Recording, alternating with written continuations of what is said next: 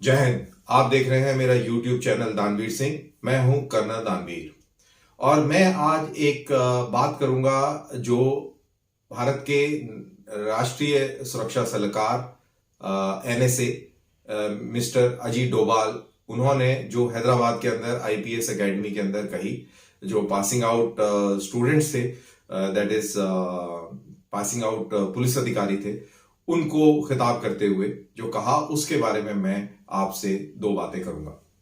उन्होंने बड़ी दिलचस्प बात करी। उन्होंने कहा कि अब ये जमाना जो है ये प्रॉपर आमने सामने की लड़ाई वाला नहीं रहा है।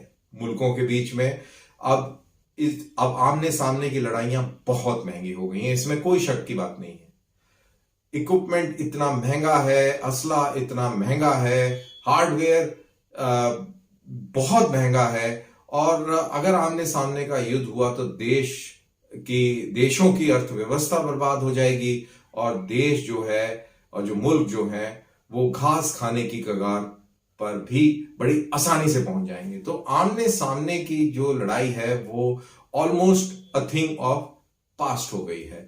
और जो तरीका है, जो नया पैंतरा है, वो फोर्थ जनरेशन वॉरफेयर के अंदर सिविल सोसाइटी को सबवर्ट करने का है। सिविल सोसाइटी मतलब कि मेरे और आप जैसे लोगों के दिमाग को दूषित करके, उनमें बगावत पैदा करके और उनसे कुछ उल्टे सीधे काम करा के देश की प्रगति में, देश के अमनो अमान को डिस्टर्ब करने के लिए काम किया जा सकता है।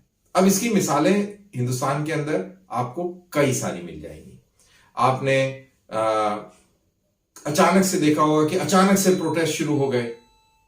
अभी एक एग्जांपल ले लेते हैं। अभी आप देखिए, एक किसान आंदोलन हो रहा है, जबरदस्त किसान आंदोलन चला। उसमें लाखों की तादाद में सो कॉल्ड किसान दिल्ली के उधर जमा हो गए। फिर उसके बाद 26 जनवरी को उन्होंने बैरिकेड तोड़कर ट्रैक्टरों को लेकर और लाल किले पर कूच किया, और फिर कुछ लोग चढ़ के और लाल किले के ऊपर उन्होंने झंडा फहराने का प्रयास किया और अपना जो खंडा था, जो रिलीजियस फ्लैग था, उसको फहरा भी दिया। तो बहरहाल क्या था ये?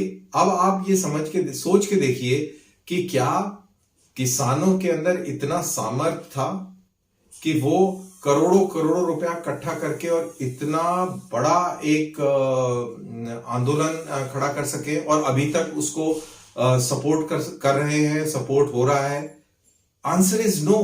क्योंकि अगर आप मार्केट में एक फुल स्केप शीट का एक कलर प्रिंट आउट लेंगे तो उसके लिए भी दिल्ली जैसी जगह के अंदर मेरे ख्याल से 10-15 रुपए वो ले लेता है, शायद ज्यादा ही ले लेता हो। तो आप ये सोचिए कि आप हजारों की तादाद में लीफलेट, पैम्फलेट छपवा रहे हैं, बहुत सारे पोस्टर चल रहे हैं, सोशल मीडिया कैंपेन चल रहा है, ग्राउंड के ऊपर टेंट लग रहे हैं, खाना बन रहा है, पिज्जा बट रहा है, मालिश मसाज हो रहा है, और पता नहीं क्या क्या हो रहा है। तो ये सारा पैसा कहां से आया? इसके ऊपर बहुत सारे लोगों ने बहुत सारी बातें करी है। तो ये पैसा कहीं से आया है, ये टारगेटेड है, और यही फोर्थ जनरेशन वॉरफेयर है। मैं ये नहीं कह रहा हूं कि किसानों की जो मांगे हैं बिल्कुल बेबुनियाद है, ऐसा मैंने बिल्कुल नहीं कहा। उनकी कई सारी डिमांडों में दम है, उनमें भी एक किस्म की इनसिक्योरिटी है इन नए कानूनों को लेकर। लेकिन जो प्रोटेस्ट है, प्रोटेस्ट के पीछे किसान ही नहीं, उनके पीछे हमारे जो विरोधी मुल्क हैं, दुश्मन मुल्क हैं, ऐसा लगता है कि उनका भी हाथ है। आप ऐसी कई सारी मिसालें देख सकते हैं। अभी हाल ही में अमरावती के अंदर रजा अकेडमी के द्वारा एक राइटिंग हुई है, और बहुत सारी दुकानों को जलाया गया, लूटपाट हुई और एक अफरा तफरी का माहौल पैदा करने की कोशिश करी गई। तो इनके लिए फंडिंग कहां से आती है? आपने बांग्लादेश के अंदर भी देखा कि अचानक से दुर्गा पूजा के टाइम में, जो हिंदुओं के लिए बहुत अहम त्योहार होता है, एक साथ पूरा बांग्लादेश चलने लग गया और हिंदुओं को टारगेट करने लग गए लोग। तो ये सब के पीछे कौन होता है, कौन ये मोटिवेट करता है, और कौन इस तरीके की अराजकता, अफरा तफरी फैलाने में अपना सहयोग देता है? तो इसका जवाब है ये फोर्थ जनरेशन वॉरफेयर। अब बिल्कुल क्लियर कट अगर बात करें तो बांग्लादेश के अंदर जो हुआ, उसके पीछे ISI और पाकिस्तान का हाथ बिल्कुल क्लियरली नजर आ रहा है। कई जगहों पर उसके बारे में उल्लेख भी लोगों ने किया है।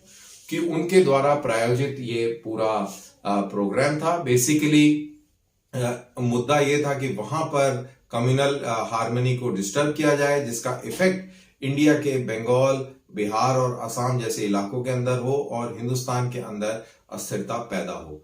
और जो अमरावती के अंदर हुआ वो भी एक फेक न्यूज के चलते हुआ कि भाई कुछ मस्जिदों को नुकसान पहुंचा दिया गया है, लेकिन ऐसा कुछ भी नहीं हुआ था। और उसी के बेसिस पर वहां पर एक माहौल बना दिया और वहां पर राइटिंग हो गई। फिर आपको दिल्ली के राइट्स भी याद होंगे कि जब डोनाल्ड ट्रंप इंडिया आ रहे थे तभी अचानक से दिल्ली के अंदर ऐसा माहौल बन गया और राइटिंग हो गई।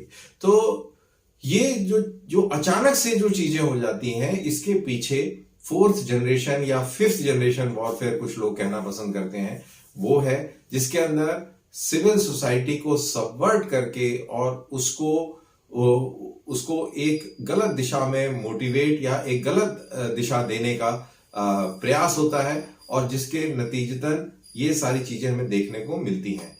और इसी चीज का उल्लेख हमारे जो एनएसए हैं अजीत डोभाल, वो कर रहे थे आईपीएस एकेडमी हैदराबाद में। तो बस ये इतना ही। बहुत बहुत शुक्रिया कि आप ने मेरी ये बात छोटी सी सुनी।